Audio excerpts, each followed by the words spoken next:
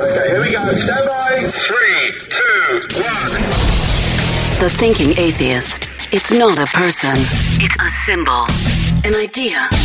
The population of atheists in this country is going through the roof. Rejecting faith. Pursuing knowledge. Challenging the sacred. If I tell the truth, it's because I tell the truth.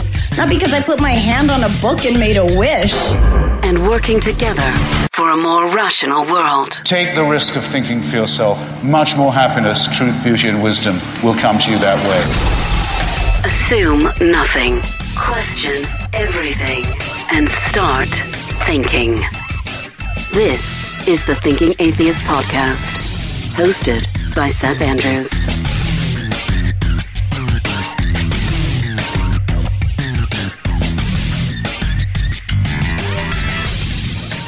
So I hesitated on doing this story. But it's been on my mind for weeks. I just can't get it out of my head.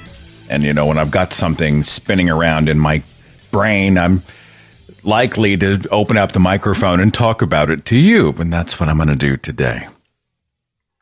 I did this speech. It was back in 2014, the Unholy Trinity tour. We went to Australia. I did a speech called The Good Old Days. It's on YouTube. You can find it easy. And this is a common mantra for me. Seth the Optimist. You and I live in this world where the news cycle has decided, you know, if it bleeds, it leads. You don't see a whole lot about the everyday good deeds, the good stuff that humans do for each other. I mean, there's some feel-good stuff that's out there here and there on social media, some warm fuzzies, look at this amazing thing. It gives you hope for humanity. And then the news programs obviously like to do the kicker stories. If you don't know what a kicker is, this is a broadcast term. Something we used to use when I was on the radio. We did radio news, and television stations do it as well, usually any newscast. And it's something that you can see formatically. Okay, the news program opens up with hard news, and the hard stuff that's going on in the nation and in the world.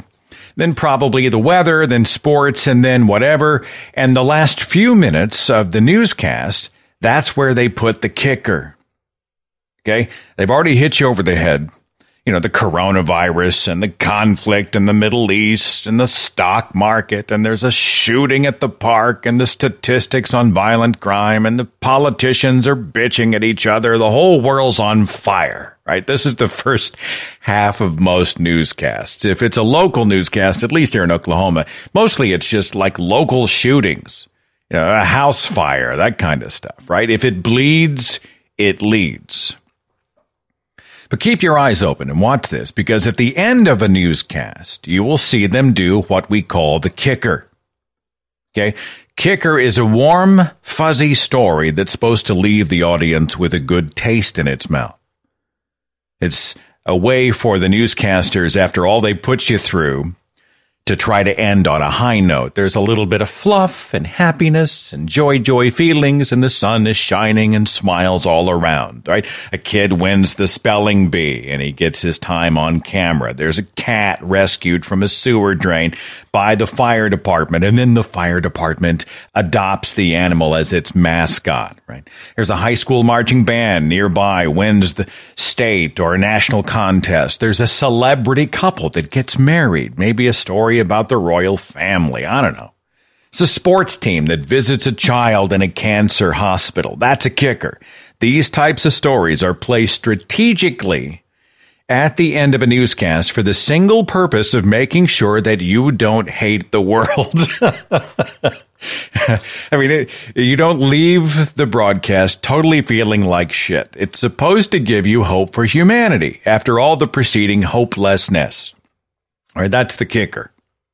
And I like feel-good stories. I mean, I'm a sucker for feel-good stories, as long as they're real. I'm not being manipulated with false information, but I enjoy the hope for humanity stuff. But we don't often hear about the everyday kindnesses of people, the non-newsworthy stuff that people do for each other, because, you know, the other stuff, the violent stuff and the crazy stuff and the scandals and the conflict, I mean, that's just so loud and in your face. It gets all the attention. You hear about the mass shooter, But you don't really hear too much. You'll hear some, but you don't hear as much about the students and teachers on the scene who scrambled to protect each other, the police officers who were there in the active shooter situation, who put themselves on the line in harm's way to eliminate the threat, which is their job, or the emergency workers who patched people up, or the neighbors and the counselors and the friends and family who comforted, or the potentially millions of good people all around the world who offered some kind of assistance, financial or otherwise, right? They wanted to be a part of a solution. Don't hear as much about those. The charities that were founded in the name of those who were killed, the commitment made by communities and community leaders to fight violence and violent people to try to create a more peaceful world. We talk about them. We talk about him, but not nearly to the proportion that we talk about the guy who had the AR-15. We talk about the convenience store robber with a knife. We don't talk about the hundreds of people, peaceful, good people who just walked in and out of the convenience store earlier that day. You know, they bought a coffee and a candy bar, and they said hi and please and thank you and have a nice day. We don't hear about those people. You see something like two neighbors involved in a lawsuit, like a nasty lawsuit over something like, it's like that guy who did the zombie nativity scene, right, where he had the zombie baby Jesus and neighbor got offended, and I think somebody may have sued somebody else, and the city had to get involved in the courts. I mean, that kind of, you find these stories, but you don't hear about the hundreds of other people in the neighborhood who live in peace and harmony and get along and do their thing and wave to each other as they drive by and walk their dogs on the sidewalks and their kids play in the yard. And you don't hear about any of that stuff. Hundreds upon hundreds of people in the same neighborhood who get no press. All right, so you get the idea. I remain convinced that most people are good. Most people out there, most of our fellow human beings are good. But, I also admit that emotionally, for me, this attitude is not always easy. I mean, sometimes I'm like you, and I wonder and I worry about the human condition, the humanity, what's wrong with us. And this perspective sort of gets overwhelmed. I drown in pessimism and cynicism and just kind of a head-shaking lament about what my fellow human beings can be capable of. Let me tell you about a recent story which brought me to this place, and it's been on my mind. It's not an easy story to tell. It's not an easy story to hear. In fact, you are welcome to skip ahead 5 minutes if you want to. But I will say this much. I think the last half of the story validates getting through the first half. I think the last half will make the first half worth it. I'll just put that caveat out there at the beginning, okay? I've done a lot of work with the Tulsa Humane Society. You guys know me, right? I'm a supporter of the Humane Society. For those who are not familiar, it's a rescue organization for the prevention of abuse and the neglect of animals. They're a resource for animal adoption and veterinary care and rescue and rehab. And I follow their posts online. Well, it was a day last month when I again saw something that made me question humanity. On February 27th, they posted this on Facebook, and I'll just read it verbatim. It said, "Today's one of those days when you question humanity. Meet Atlas," and they had these tragic photographs of a dog. "Meet Atlas. We received a call from the Creek County Sheriff's Office alerting us to a dog they needed assistance with. Both back legs were strapped together, and the dog was unable to move from the field he was dumped in. A lady in the area had been leaving him food and water because he'd been dumped there. Not only was he dumped in a field with his back legs strapped together, glue had been poured into his ears, and then fast food wrappers had been shoved into the ears and stuck into the glue. One ear canal is so bad it looks like he will need surgery. Some type of chemical had been dumped on his face and ears. It appears his ears have been partially burned or cut off. And if this wasn't bad enough, his x-rays showed a BB lodged inside of him, so he'd been shot with a BB gun too. From the moment we met him, he wasn't mean, vicious, or protectively aggressive. He just wanted help and warmed up to us as he realized we were there to help. We took him to our partners at VCA Woodland Central Animal Hospital, and they went to work. After hours of removing the glue from Atlas's ears and treating him with ointments and creams, we are happy to report he's starting to rest comfortably. Caring for Atlas over the next several weeks will be costly.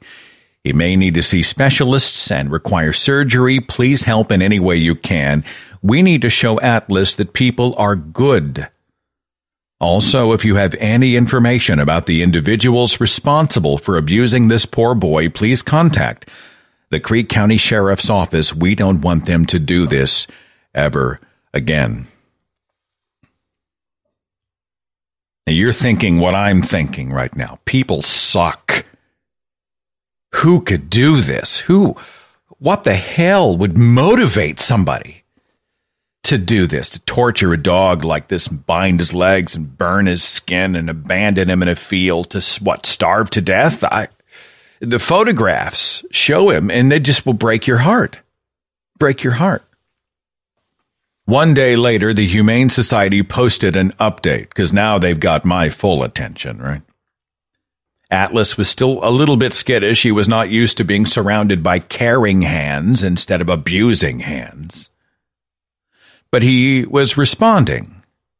Atlas was responding to the kindness and compassion of the veterinarians and the support staff as they treated his injuries. And the Humane Society posted this day after photograph. Now, you can still see the damage to the rims of his ears, and there's no doubt there's more damage inside of him. But he was sort of propped up in the arms of a good person. I think a veterinarian. They had a stethoscope anyway. And they were sort of propping him up with their hands on him. And you could see Atlas was responding to this compassionate human touch. People heard this story, and they were heartbroken and outraged. I'll bet you just heard this story, and you're heartbroken and outraged.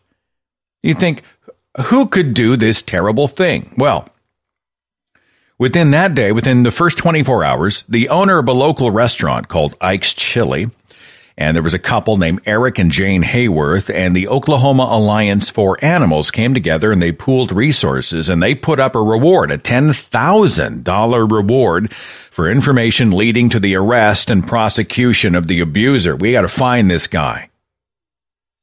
We got to find this guy. Chances are he's done it before, and he will do it again. That search was underway. Atlas, in the meantime, started to get fan mail. The Tulsa Metro High School students got together. They sent him a basket of treats and balls and chews and doggy toys, along with these handmade greeting cards that said stuff like, "Go Atlas," and "We all love you," and "Feel better soon." And, you know, it's so cute what the kids had drawn. Images of chew bones and paw prints and hearts. One card actually had a hand-drawn picture of a dog, and it said, "Everyone needs a friend." The social media support came in from all over the world. I mean, this is Tulsa, Oklahoma. It wasn't just support locally in the state of Oklahoma, nationally. I mean, people from other countries were sending messages of support. And 5 days went by, and there was another post, an update from the Humane Society. Doctor said he'd recovered well enough for neuter surgery, but they were still kind of concerned about him. He had 2 fractured teeth, and he also had a urinary tract infection. I mean, the dog was still suffering, still in pain. It's still suffering from his wounds, and the veterinarians continue their work. There's a tooth extraction, and they do a fentanyl patch for pain, and 2 weeks of antibiotics for the UTI, and there's hospitalization and all this stuff. But at least there's some kind of recovery that's going on. And the photographs from March the 5th warm the heart. This looked like a different dog. He looked like he was almost posing for the camera. He had this giant cone around his neck. Looks like a satellite dish, right?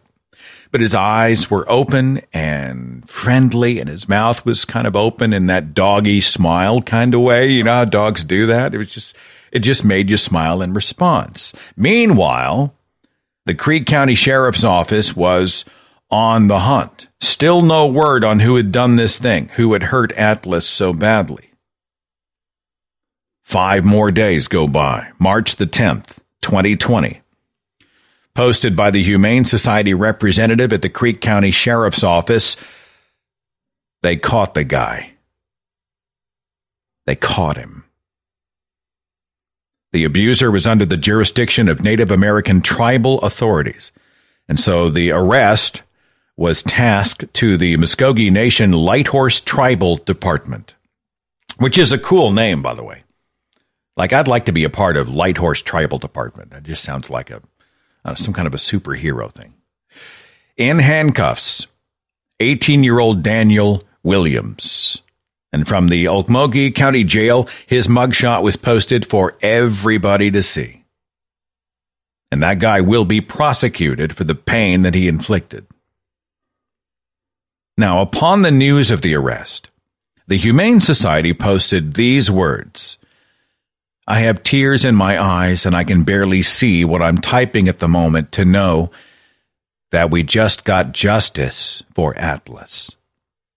When we began this journey with him, we always hoped for the best, but knew in our hearts that finding the actual perpetrator would be a very difficult task. Kudos to Creek County Sheriff's Office for their diligent work. We did it, Atlas. We did it. There are more good people than bad. I struggle with these stories, these kinds of stories. It taps into the uncivilized part of my heart. If I'm going to be totally honest, I have a fantasy about taking this guy out and putting acidic chemicals on his skin so they burn, and gluing his eyes and his ears shut and firing around into his body and tying his arms and legs together and just leaving that motherfucker in a field. I am not proud of this. I don't like feeling this way. I know that trial by mob is not how a civilized society promotes a civilized society. I can logically, in my brain, my rational brain, I can draw that line. There is a line between vengeance and justice. But vengeance sometimes just feels like it would be so sweet. So sweet. Give that guy a taste of his own medicine. Let him know what it feels like. Treat him the way he treated others. In the dark parts of my heart, I have these thoughts. And I've had to make this sort of concentrated effort to remember that I am not him, that we are not him. We don't fight abuse with abuse. We don't respond to torture with torture. We don't become what we despise. We must be better. We must do better. And then beyond that, I get discouraged because I know I live in a world where these kinds of abuses happen every single day. People without a conscience doing unconscionable things to others. On that level, I get it. I understand why a whole lot of people say the world's going to hell. People are crazy. It's a jungle out there. Let the giant asteroid come and just knock us all into oblivion because that's what we deserve. Sometimes I can relate. People suck. People are the worst. It's the inhumanity of humanity. I got to sit back and I got to close my eyes and I got to breathe and I got to say, you know what? Perspective. Get some perspective. Calm yourself down and think this through. Atlas was hurt by one man, one person. But he was helped by so many others. 2 hands caused the pain. Dozens, even hundreds of hands helped the pain go away. One person abandoned him in a field. So many others undid the bindings and picked him up and carried him to a soft, safe place and restored his sight and restored his hearing and made the pain subside and touched him in a way that caused Atlas to lean in and to enjoy and to trust and connect and to smile that doggy smile, right? I need this reminder. I need this reminder of human goodness and a reminder of the proportions. One bad person versus hundreds and hundreds of good ones. The villains can do an awful lot of damage in a short amount of time. And they can inflict so much pain and so much suffering. They can make us question ourselves. They can make us question the world we live in. They can fill good hearts with bad feelings and lots of despair. But the reason that this affects us in such a way, it's that we're not those people, right? We're the antithesis of those people. The reason we hurt is because we are good. It hurts us because we want to alleviate suffering, and we want to foster goodness. It hurts us because we care. And when we participate in healing some of the hurt in this crazy world, we get to experience something that the abusers will never know. They'll never know. They'll never know what it's like to have a full heart and gratitude and optimism and love and hope for humanity and that unique joy, that joy that comes from being a force for good in somebody else's story. That's a unique kind of rush that these people, the abusers, will never know. Now, here's the happy ending. Atlas is going to be okay. He's on the road to a loving and safe, happy, forever home. They got people lining up to adopt him and care for him. And his single story, this one example, provides us right here an opportunity to look beyond the worst of us and to see so many others who are the best of us. And that's what I wanted to talk about here. Just some encouragement. Next time you feel discouraged, the next time you worry about the whole world, the next time you start to lose your faith in humanity, I want you to stop and I want you to remember the story of Atlas. Remember the story of Atlas and remember how people around the world joined together to give him a second chance. I'd like to know what you think about this. Finally, the patience of our callers on the switchboard pays off. 469, hi, you're on the Thinking Atheist podcast. Who is this? This is Michael from Plano, Texas. Michael, we're talking about the goodness or lack of in people. What do you think? I think children are born what is known as tabula rasa, which is just blank slates. And that whatever is perceived as good and or bad is taught to them by their parents. So let's say the horrible monster that shot up that dog, maybe their parents taught them that that's what you do to dogs, that learned them from their parents, and so on and so on. But I think how we know that suffering is bad is when suffering has been visited upon us. So that way our sense of sympathy and empathy kick in, and we realize, I've felt that pain. I know that pain's wrong, and that is why I don't want to visit it on other people or stop those who are doing the same. There is a lot of merit to the formative processes that happen around, a child who is developing sort of a moral framework. And we see a lot of the worst in society, if you trace their histories back, what you say is true, right? They have an abusive parent, or they have been in an environment that twisted what should be a moral compass to face the wrong direction. But if there is not abuse at the beginning of the picture, if there's not somebody who is distorting the child's view of the world and damaging them psychologically, if that's not the case, right, that extreme example, beyond that, do you see that most people would develop a sense of ethical behavior? They would rather help than harm. They would rather do good. Maybe they understand that it comes back in some way on them. I don't believe in karma, but I do believe in cause and effect. Without an abuser in that scenario, do you think most people would be good? I think they would do good in an effort to make themselves feel better, possibly. I also think that there is an equilibrium between good and bad, and most of us are just trying to get through our lives unscathed and not cause too much harm to ourselves or others, but by the same token not doing much to enhance ourselves or others. I think that people will become good just because they want less harm to come to society. And, of course, there are those outside of that realm, like the person who had been arrested. All right, I get that. Anything else you want to add? No, that was it. Thanks for the time, Seth. I appreciate everything you do. It's an honor to talk to you. Thanks for calling. You know, one of the arguments about morality is it selfish for us to commit ourselves to moral deeds because we think it will come back on us? Right? What helps someone else helps the society, which then helps me. So it's not altogether altruistic to be kind to another. But even that, I think, is an argument for ethical behavior. Well, so what? Maybe it helps us or feels good.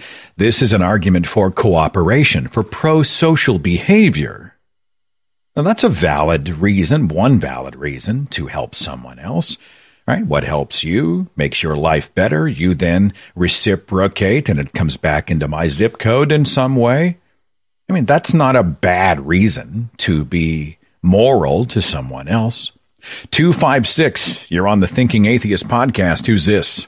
This is Sean in Elkmont, Alabama. Welcome, Sean. Talk to me. What's your opinion? The question to me, I really don't care for the phrasing of it. I think what's really going on is that human beings were this crazy mix of individuals, but we're also social by nature. And it has a lot to do with our biology, I think. You know, I mean, an old Clint Eastwood line comes to mind, you know, a man alone is easy prey. And it's, you know, we're weak, we're slow, we don't have claws and teeth, you know, so we have to band together, but we still have these individual urges and drives, and it's this tension between the two.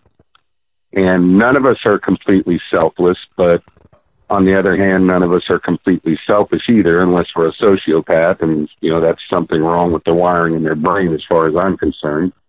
But for the most part, you know, most of us, you know, my experience, I'll be 50 this year, my experience in life is that I have rarely run across anyone who is deliberately, intentionally malicious. Most people tend to be, you know, what you would say good by nature. You know, they're not looking to screw you over. They're not looking to do you wrong. But, you know, human beings were not perfect. And it's, you know, the flip side of the question that you're asking today, you know, straight from Christianity, you know, where you're told we're all inherently evil by nature. You know, we come out of the womb lying, according to Scripture, right? Yeah. And it's this, I think it's this tendency with the way that our minds work is that we tend to think in absolutes. You know, what's the best possible way to be? What's the worst possible way to be? We don't like to face the fact that we're this muddled mix in between the two, you know, like from Shakespeare, what a piece of work is man, right? Or from Scripture, how fearfully and wonderfully we're made. So I guess that's just the best I hear in just a short time that I can sum it up. Where I think we tend toward the good side, but we all have the capability of being bad, and any person who's honest with themselves has to admit that. You know, like you were just talking a little bit ago about these thoughts that come to your mind about this person that was so cruel to this animal. You know, we have these urges inside of us, but most of us can restrain them. Unfortunately, there are those walking among us who, for whatever reason, they can't restrain these urges and these impulses. And when that plays out, you know, like you were talking at the beginning about when we see the mass shootings on the news or whatever, we're all shocked and outraged. And to me, that's a healthy sign that most of us aren't behaving that way. And being a naturalist-minded person, I tend to think that there's some type of organic defect, however it plays out. And because we're not perfect, you know, genetics, biology, evolution, we're going to see these things. We always have. I don't think there'll ever come a day when we're perfected. I think that's wish thinking. But overall, if you look at the climb of humanity from the savannah, we have to be more toward what you would call the good side. Otherwise, we wouldn't have this civilization with 7.5 billion people walking the earth that, for the most part, day to day, works beyond your wildest dreams. I think that makes a lot of sense, my friend.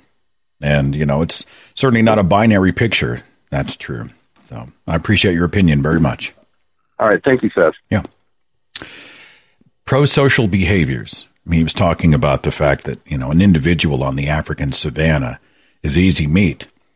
It is when we band together and act in a pro-social and cooperative way that we are more likely to survive. I think that most people, though, for that reason, have evolved pro-social tendencies. And I actually am convinced that we have evolved so that pro-social behavior feels good.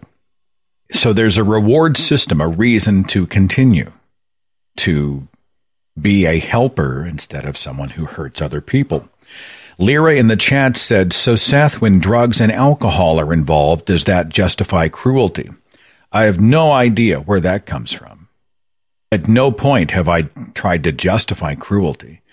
Justin said, I'm sorry, Seth, but you're coming across a little naive. We are animals deep down, and society only works because of the law. I profoundly disagree.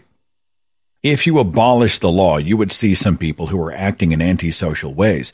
But I think you would immediately and more often see cooperation. You would see another kind of structure, a beneficial pro-social structure, begin. So the idea that the only reason I'm not out murdering somebody or raping somebody right now is because there's a law that was passed somewhere that a court would enforce that makes it wrong, for me, that's crazy. That makes no sense. Most people are not out raping and killing today because somebody passed a law. I just disagree profoundly. 747, you're on the Thinking Atheist podcast. Hi. Who is this? This is Richard. Richard, do you have an opinion on this? Are people inherently good? In my opinion, no. Can you tell me why? I don't know. I'm just not treated good by hardly anybody. Well, I'm sorry to hear that. I mean, that's a tragic and personal experience. People in your circle have treated you poorly? Yep. And that has informed your opinion about all people everywhere? 7 billion people? Well, I know there's some people that are good, but there's not very many around here. Well, I'm genuinely sorry to hear that, my friend. You are among friends now for what it's worth, okay? I know. I've been listening to a lot of you people like you and Matt Delahunty and Aaron Raw, all the atheist stuff. Yeah. And you people sound like you people seem to have more care about, than what most of these Christians are. It's like if you don't believe in God or something, you're like a piece of trash. Well, we atheists can, we can surprise you sometime. And I was grown up in a Christian family believing that atheists were bad people, and I pretty much would differ with that now. Well, I'm glad to hear. You try to keep a little hope and optimism, because I would like to think it's actually the Christians that are the bad people. And I have something I wanted to say about the story you was talking about the dog earlier. Yeah, please. This person you said he got caught and he's in jail, right? Right now, but he's in custody. I doubt very highly that he would get as high of a sentence for doing this to a dog as he would have done it to a human. I don't think they'll give him the same sentence, which makes me pretty angry. Well, it remains to be seen what his sentence will be. I'm hoping he doesn't lawyer his way out of it somehow. I think public pressure right now is going to probably ensure that he's punished in some significant way, and I'll try to post that whenever it happens. Okay? Yeah. Okay. Appreciate you, my friend. You are among friends. And thanks for calling. Okay. Thank you, Seth. You bet. Okay. Back to the idea of sociopaths and pro-social behavior. I wrote about this in a chapter of my upcoming book. Comes out in May or June, depending on the publisher. But Richard Kuklinski, serial killer known as the Iceman. Cold-blooded killer. He worked for the mob, and the guy was he executed people left and right. He had no fear. He had no remorse. He is the most terrifying kind of person you could run into. No empathy whatsoever, right? This is a monster among us. I mean, I say is. He died like 15 years ago in prison. And he was interviewed by a world-renowned psychiatrist in the HBO documentary called The Iceman and the Psychiatrist. And he sat down and they had a conversation. At the end, the psychiatrist was saying that, Richard, you were born with a tendency toward fearlessness. This was part of his personality. Yet he was not nurtured and loved and cared for when he was a baby and a young person. He was beaten up by his dad, and he was horribly abused, and his mom was distant, and he had a horrifying childhood. And because of that, his tendency for fearlessness didn't result in pro-social behaviors where he did like a dangerous job, like a police officer, join the military, become a fireman, or attempt these sort of high danger sports, kind of thing, or activities that a lot of people do. He didn't exhibit that fearlessness in a productive way. It instead, informed by the abuse of his childhood, manifest itself in antisocial behaviors where he began to hurt animals and then he began to hurt and kill people. Had he been treated differently at the formative road, who knows what he might have done for society to benefit humanity. And that's a reality. So there's a real truth to the idea that it's nature and nurture that work together to form much. It's a hugely complex issue, right? Because there's a possibility, anyway, that this mass murderer, Richard Kuklinski, the Iceman, under different circumstances, might have been a beneficial part of the human condition. Imagine what that might have looked like.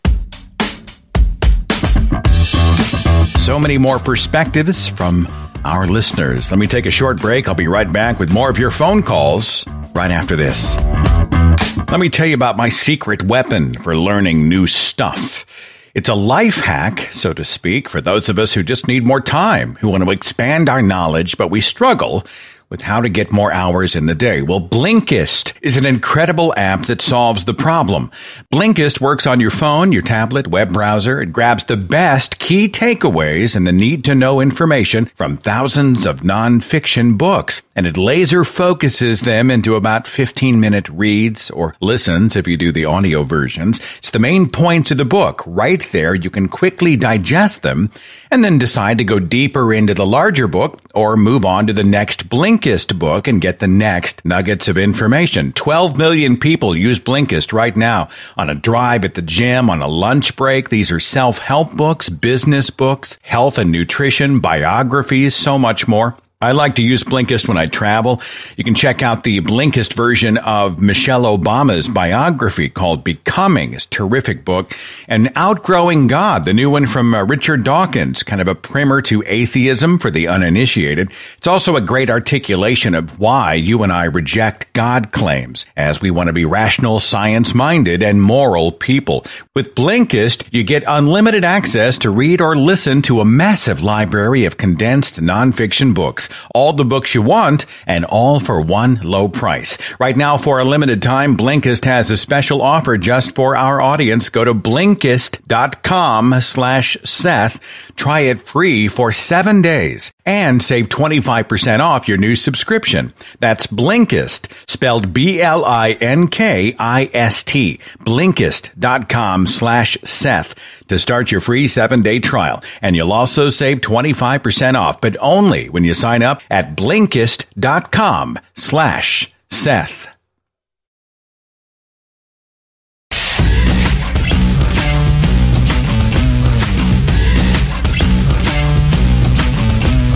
It's easy to get cynical in this crazy world. We see so many bad people doing bad things to good people. It's hard to hold on to the idea that most people are inherently good. At the top of the show and throughout the opener, I said I really do think most people are good. But opinions are all over the place. People's perspectives are often much different than mine. We go back to the switchboard to get your perspective. 785. Hi, you're on the Thinking Atheist podcast. Who's this? My name is Sabrina. The Dalai Lama said the reason why bad things that happen are news is because it's uncommon, that it doesn't happen all that often. So when I was younger, I was not treated very well, but I learned to be more compassionate after that. But some people don't, switch that way. You're either going to learn compassion or not compassion, so to speak. Someone said something about the Christian people. In Buddhism, when you're born pure. And I think the way people are treated when they're real young, like as a baby, you're held and you're treated well and you're loved while you grow up. The Buddhist concept that you have a nature at your core, it's just covered up with stuff. So, but like I said, I've experienced that many people are very nice. It's just the formative years that determine, for the most part, where a person is going to go. Sabrina, can I ask you what the catalyst was for the sort of the turning point? Were people kind to you at a key moment in your life? Well, I went into the military, and in the military, it's like where you're not like they say, you're not brown, you're not white, you're not different colors, you're all green. That's back when we wore the green uniforms. And the idea is you have to work together. I heard that commercial, Army of One. No, you're not an Army of One. You're a group. But I learned to become stronger, and it helped me deal. And when I became a Buddhist, I learned to look at things differently, and also to understand that when someone behaves a certain way, there might be, if they're like mean to you, they might have something going on in their lives, which is just being brought toward you. You know what I mean? We've all seen examples of somebody who lashed out and they were angry and had negative behaviors on the outside to mask confusion and pain and other issues on the inside. You know, I understand. I think that's what you're trying to say. Is that right? Yes, sir. We did a show on Buddhism a few years ago, and, I walked away from the show outside of a lot of the, the superstitious stuff. The philosophies of Buddhism, I dig. Like secular Buddhism, I get that. I think there's a lot of noble concepts and good ideas, stuff about mindfulness and perspective and those types of things. So it sounds like your catalyst was largely internal. You just sort of built yourself up, shored yourself up, and managed to sort of overcome on your own terms. Yes, that's basically it. And as far as Buddhism is more philosophy, someone asked the Buddha, "Are you a god?" He said, "No." "Are you this?" He went down the line of different celestial beings, and he says, "Well, what are you then?" The Buddha said, "I'm awake." He never claimed to be a deity at all. So, but his teachings really helped me a lot. All right. So, well, you're a badass. You give us hope. You give us, another happy ending to the story. Thanks for sharing yours on the radio. Appreciate you. Thank you very much. I think there is a supernatural component. I mean, Buddhism is one of those where there's a lot of good stuff to take as far as a philosophy and model for living and the structure of it and the ritual of it, the attitudes behind it. But I think at its core, Buddhism is still rooted in superstition. And so this is an example of where you can take the woo and just sort of discard it quickly. But there's a lot left that we can perhaps benefit from. Somebody said something earlier in the show that I want to address about how it was the atheists who were kind and most Christians are awful. That's not true. It may have been true in my caller's life, and I'm so sorry for that. But people in and out of religion are largely good. I wasn't an awful person. My friends and family, my neighbors, my associates, my fellow churchgoers were not bad people. There's a tremendous amount of love and support and kindness and charity and empathy within the church. People who are God believers. They're just people.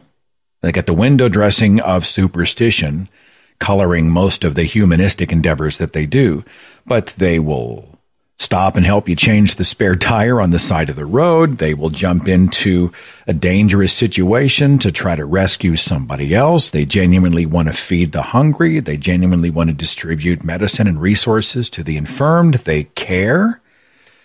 So in the bigger picture, beyond the microcosm of my caller's world, which is unfortunate, religious people are not the caricatures of awfulness that some atheists like to talk about. And if we're going to be fair, and we must be fair as rationalists, we have to acknowledge that people are people. And even in religious circles, right, they are largely good people. Many of them are just victims of bad ideas.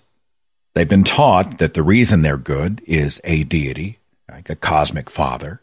They've been taught that the reason that they have a tendency toward ethical, pro-social behavior is because the Holy Spirit is in there driving them. Instead, it's their own evolved sense of conscience and the reality that cooperative behavior is better for everybody. I mean, they'll attribute a supernatural reason to humanistic efforts, but they're still doing good. So I take issue with the idea that, religious people, Christians are awful. There are some awful Christians. Awful Christians. They exist. But you know what? Awful people exist, including some awful atheists. It's a human problem and not quite as much a religious problem. 914, you're on the Thinking Atheist podcast. Thanks for waiting. Who's this? Yardy. Yardy, thanks for calling. Yes. You have an opinion, perspective? What do you think? I don't think people are inherently good. I think it's just about your geographical location, your personal experiences, your parents' background, like socioeconomic background, that type of thing. And even with that, I don't think it's set in stone that you're going to be good. There might be a specific experience that you have that might change your outlook on life, and you just turn into a very terrible person. For example, my mother, she went through a lot of traumatic experiences when she was younger, and she's the nicest person that you would ever know. And you would expect, right, because she went through so many experiences, so many terrible experiences, that she would be a horrible person, but it's actually the opposite. And sometimes you can't really judge whether or not a person is going to turn out to be good or bad. So I don't know. It's really a tough question to answer, but I think it's just a combination of your experiences, the people that you know, obviously your background, the kind of money that you have. And even if you have money, Harvey Weinstein, it doesn't really matter.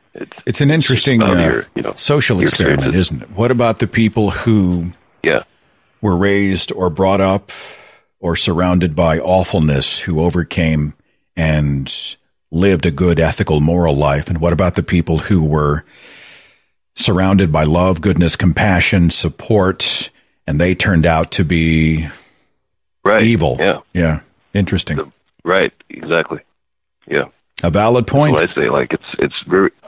It's not very easy to figure out. You can have the best parents, the best, upbringing, and still turn out to be the worst person. Scary to think about, but something for us to think about. Something certainly we can chew on here in the broadcast. I'll send it out to chat, see what they come up with. Thanks for being a part of the broadcast. Take care. Thank you, Seth. I appreciate it. Thanks so much. 678, you're on the Thinking Atheist podcast. Who's this? This is Katie from Georgia. Back to the dog issue. As a person who currently lives with 6 rescue dogs, I would tell people to start getting a handle on this issue, a true handle on this issue. We've got to start locally. If you don't have an animal alliance in your area, try to start one and start hitting up your city councilman, your mayors, your local politicians, and try to get laws to protect the dogs. Here we just currently, maybe a year ago, finally got a law that no animal can be tethered outside for more than just is absolutely necessary for potty breaks and that kind of thing. You can't just tie that dog outside anymore. I've never understood that. You have a dog, and then you make it live on a 7-foot chain tied to a tree for most of its life. I've You know, never if you want a yard ornament, get a damn statue, for God's sake. Get a garden gnome. Don't get a dog. Yeah. So I love animal rescuers. Can you tell me your dog's names real quick? Because I must know. Socrates, my aspirations were a little high. Cheyenne, Shyeann. She's not. Sister, Daisy Doodle. That's adorable. Charlie Barker. And Jack Dawkins. Charlie Barker is perhaps my favorite name out of some great ones, by the way. His other name is Shut the Fuck Up, Charlie. Shut the fuck up, Charlie. What was that? Yeah, that's what he thinks his name. That old line that said the two kids thought their name were Jesus Christ and damn it, because every time their dad called them in, they're like, Jesus Christ, would you stop? Damn it, get in here. Yeah, that kind of thing. One other tiny plug for anybody that wants to see the rescuer of all rescuers, as far as I'm concerned. On Facebook, there is a Boxer Butts and Other Mutts. This woman is unbelievable. Say it again for me. Boxer Butts and Other Mutts. Boxer Butts and Other Mutts.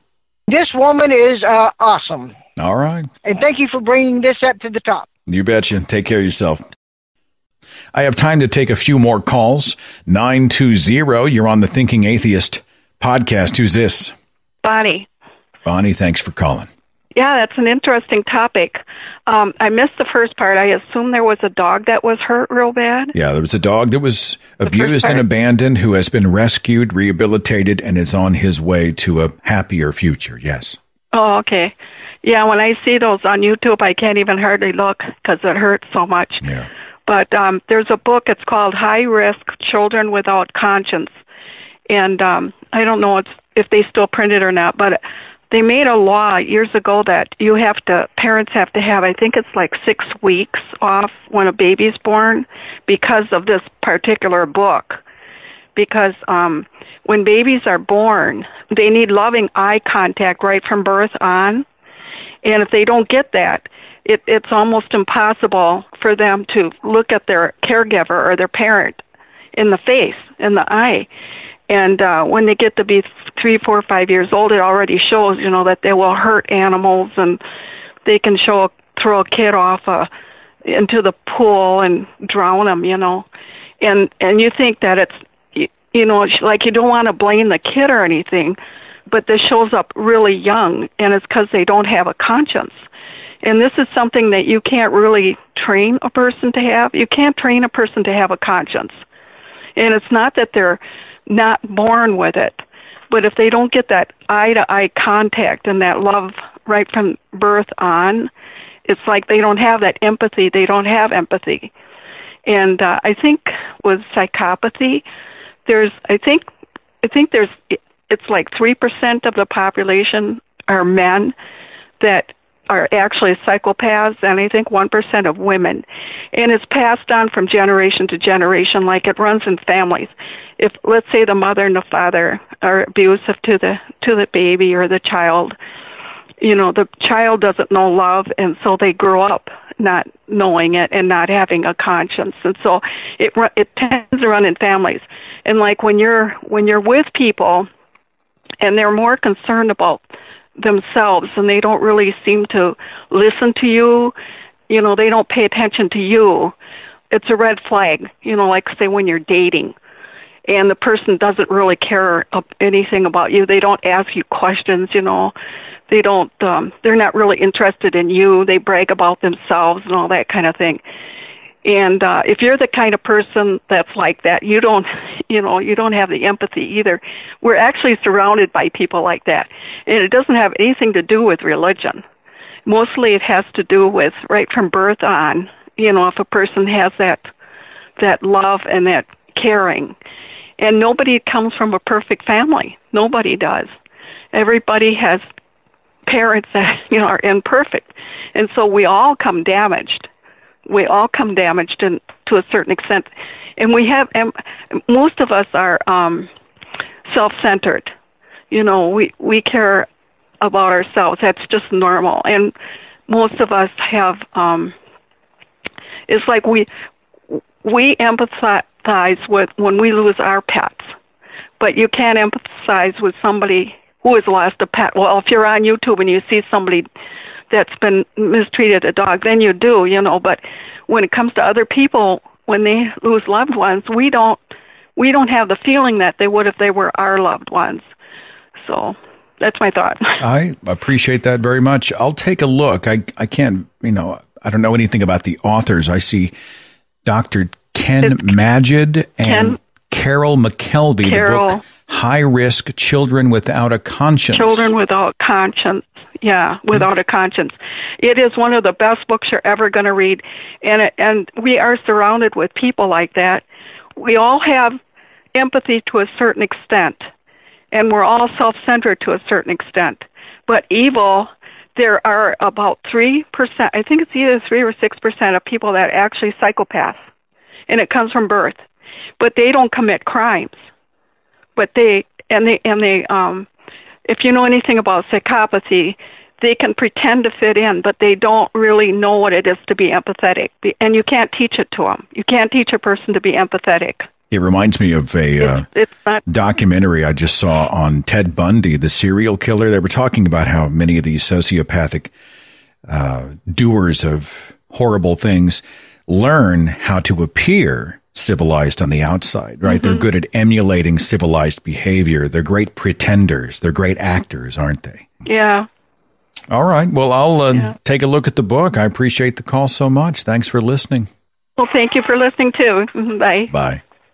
I don't know why every time there's a documentary on about the Iceman or Ted Bundy, one of my favorite films is the David Fincher movie Zodiac. Natalie says I have a dark side, which is not really true because I'm well-rounded. I like a lot of different kind of things, but I'm a sucker for a crime documentary, and I'm very interested in the dark shades of the human condition. What causes people to do what they do? How does society respond to evil deeds? And I don't ascribe a supernatural force behind the use of the word evil, but I like evil as a descriptor. Someone does evil things and they can be an evil person. It's not a satanic evil. It's more that they are just, a shitty human being doing tremendously damaging things. I use evil in that context. It bothers some people. They're like, evil, that's a religious concept. Language is fluid. You know what I mean? You're just being pedantic. 928, you're on the Thinking Atheist podcast. Who's this? Hi, this is Eric from Arizona. Eric, thanks for listening. Are people inherently good? That's what we're talking about. What do you think? I don't think people are inherently good or evil. I think it's more dynamic than that, or Bayesian. I think as their environment changes and their experience changes, their nature changes. And I kind of get this idea from, I'm paraphrasing Dale Metry here, but he wrote about how if you really want to observe the moral nature of a human being, observe their behavior when they're starving to death. Because when the survival instinct kicks in, it can completely overwhelm logic and reason and any sense of morality or what is good and bad in someone's mind. This reminds me of a teaching within the church where there was a guy named Mike Wells who used to run a program, a seminar, that he talked about the abiding life in Christ, and his was a religious concept. He believed that what you are at your worst moment is your true condition. I don't accept that, though. Are you saying that we are at our essence what we would be at our most desperate moments, our body starved of nutrients, desperate for survival, we would then exhibit our true nature in those moments? I'm not sure I would call that our true nature. I think our true nature is dynamic, and I think maybe in those circumstances that's our true nature. But if the stressors are relieved and life becomes easier and more pleasant, that your nature changes and you tend to become more good and have more sympathy and empathy. And I kind of disagree with the last caller, too. Now, sympathy and empathy, I kind of struggle with. I'm on the autism spectrum, and I have issues with that. And most of my morality is based on logic and reason, the idea that you don't want to crap on your neighbor's porch because he'll crap on your porch. But I think you can teach a conscience. I think that's actually part of the education system's job, is to be teaching people to have a conscience, to ignore their baser instincts and recognize them when they well up, and to ignore their emotions and think more reasonably and more logically, and how this is going to affect, their behavior is going to affect the people around them. And I think it's a failure of the education system, and I think we're also drifting society-wise in a direction that's worse. I think we're getting, on average, more bad. I guess I don't know how to define good and bad, but I think we're getting more bad. And I think it drifts back and forth. It's kind of like the Overton window in political science. Can you define bad? I mean, if we see overall a more peaceful world today, I mean, I'm a big fan of Steven Pinker's work, right? The Better Angels of Our Nature. We talk about this civilization, the fact that there is less war. I mean, despite all the hideous, horrible things happening, less war, less suffering, less starvation than we had back in our more primitive times. How would you define bad when you say that things are more bad, people are more bad? Well, I am struggling with the definition of bad, and I agree with you. I mean, as on whole, the planet and humanity on whole, we're in a much better place than we were, say, 100 or 200 years ago, by far. I mean, it's not even a comparison. I think our nature is more tribal, though, and you got to look at, areas where societies are cohesive and kind of believe in the same things. And when you look at it down at that level, I'm seeing society, especially in this country, kind of drift to a less empathetic, less sympathetic, less caring nature, and away from more of a charitable, caring nature. And I think maybe it's just in this country, maybe in Europe as well. I see these trends, the political and economic trends. I see us moving a little towards bad, even though I can't really define bad for you. You just defined my Twitter feed, by the way. People becoming, more awful to each other. I think I get what you're saying, though. I mean, we're evolved animals, right? We're evolved primates, and sometimes shit gets primal out there. Is that kind of what you're saying? Exactly. Okay. And like I said, I think a lot of it has to do with our environment and our current experiences, and which is why it's important to create a society that is the least stressful on the fewest number, the fewest number of people as possible. I think that's kind of the problem, is our society is getting more stressful and more economically stressful on people, more politically stressful. This polarization that's happening, it's really terrible, because I look back 20, 30 years ago, and we didn't care if our neighbors or our family members were Democrats or Republicans. We didn't have these kinds of hatred towards people with different ideas and thoughts. And maybe it's just my pocket of society where I see this happening, but I definitely see it happening. I appreciate your call. Appreciate the perspective. Thanks a bunch. Thank you. It was nice to talk to you. You bet. I have to disagree, I think. I've just finished writing a book that's coming out that talks about, we are tribal.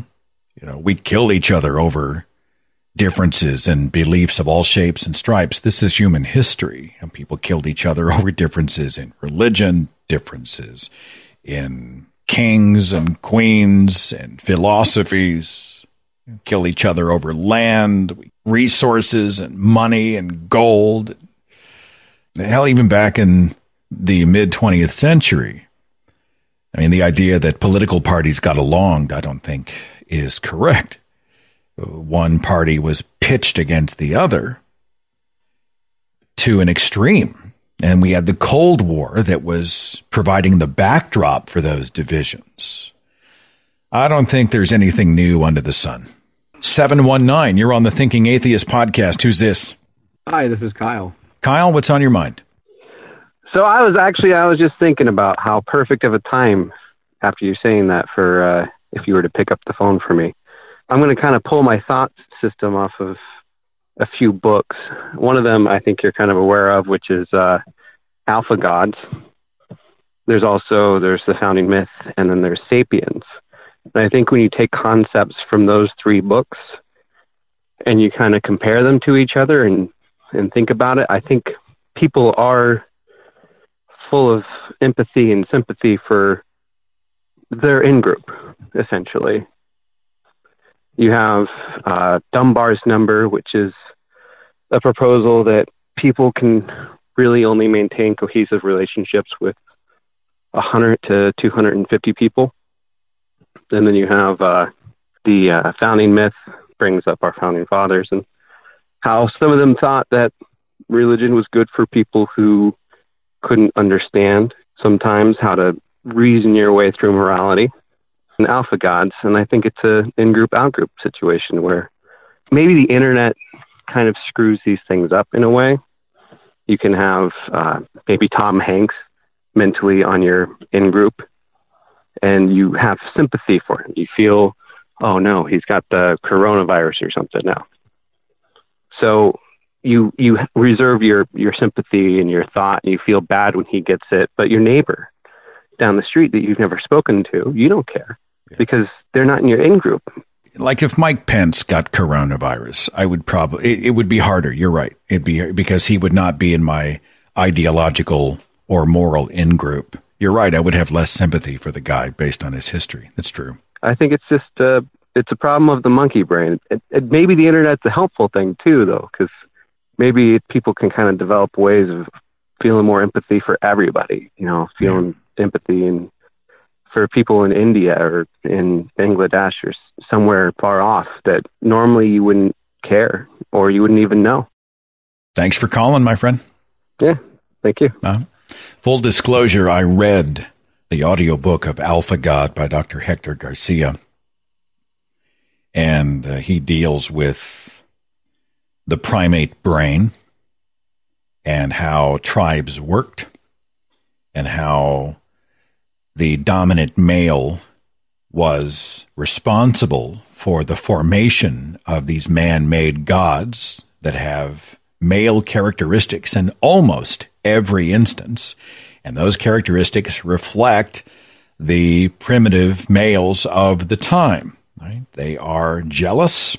They are power hungry. They are always procuring and sequestering resources. They are killing another for their land and their women and their stuff. And, it's an interesting exploration into the alpha male attitudes that help to build humankind's gods.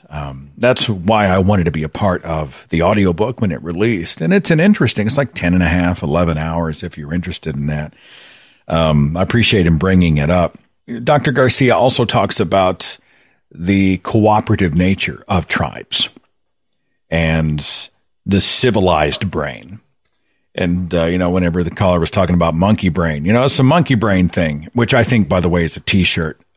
That should be on a T-shirt. That and Let's Get Primal, I think, have come out of this show. We should put those on a T-shirt and just make those up. But it's an interesting journey through the primate brain. 360, you're on the Thinking Atheist podcast. Who's this? Hi, Seth. My name is Zach. Hi, Zach. What's on your mind?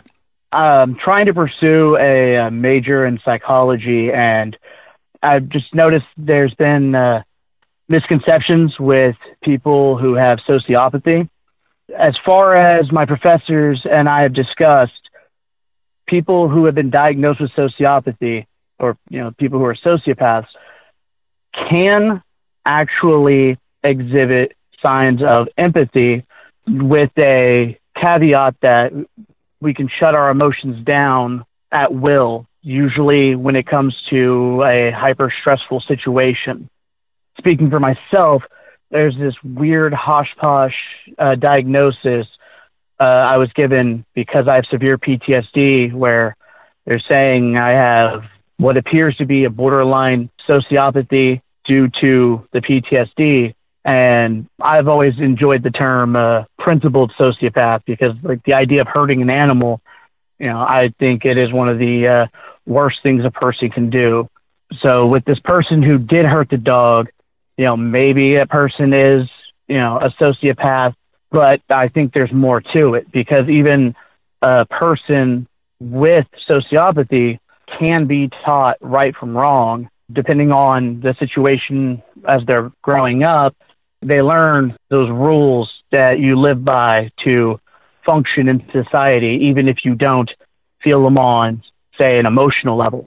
From your background then as a student of psychology, is there a sliding scale? Are there some people who are so sociopathic that empathy for them would be impossible?